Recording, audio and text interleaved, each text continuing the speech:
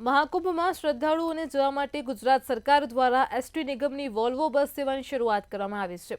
તો સિનિયર સિટીઝનો માટે રાજ્ય સરકાર દ્વારા પ્રયાગરાજ મહાકુંભની યાત્રાનું પેકેજ ટૂર નક્કી કરવામાં આવ્યું હતું। આ પેકેજ ટૂરને ખૂબ સારો પ્રતિસાદ મળી રહ્યો છે। આ પેકેજ ટૂરને ખૂબ જ સારો પ્રતિસાદ મળ્યો છે, પરંતુ એસટી વિભાગના સુચારુ આયોજનના અભાવને કારણે ક્યાંક ને ક્યાંક સિનિયર સિટીઝનોને હાલાકી ભોગવવાનો પણ વારો આવ્યો છે।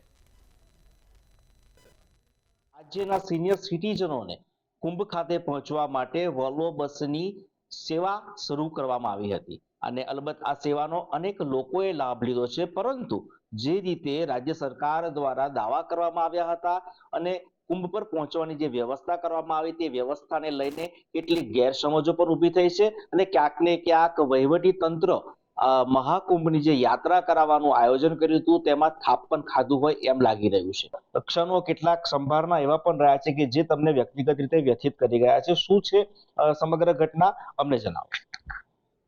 રાજ્ય સરકાર દ્વારા જે વોલ્વો બસની વ્યવસ્થા કરવામાં આવી હતી તે 4 દિવસ અને 3 રાત્રિનો પ્રવાસ હતો અને એમાં રાત્રિનો કોઈ પ્રવાસ જ નહોતો, એટલે અમે એમાં અમારી બુક કરાવી। અમે 11 જણા મિત્રો સાથે હતા, મારી પત્ની પણ હતા, અમારા સિનિયર સિટીઝનો વધારે હતા।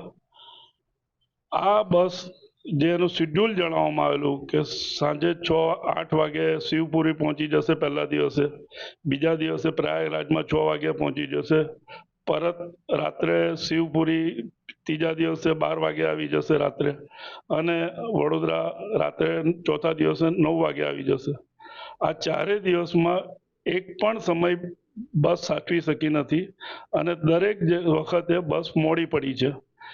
પહેલા દિવસે જે 8 વાગે પહોંચવી જોઈએ તે રાતે 10:30-11 અમારી બસ પહોંચી અને ત્યાં પહોંચ્યા પછી જે હોટલ આપી હતી, હોટલ સારી હતી, પરંતુ જે અમને રૂમ એલોટ કરવામાં આવ્યા હતા એ 4 વચ્ચે 1, તો એની અંદર ફક્ત એક જ ડબલ બેડ હતો, એટલે અમારે તો અલગ પથારી માંગવી પડે એ રીતે, અને કેટલું રકઝક પછી અમને અડધો કલાકે બધું મળી રહ્યું। કેમેરા પર્સન કેતન સિંધે સાથે તુષાર પટેલ, મંતવ્ય ન્યૂઝ, વડોદરા।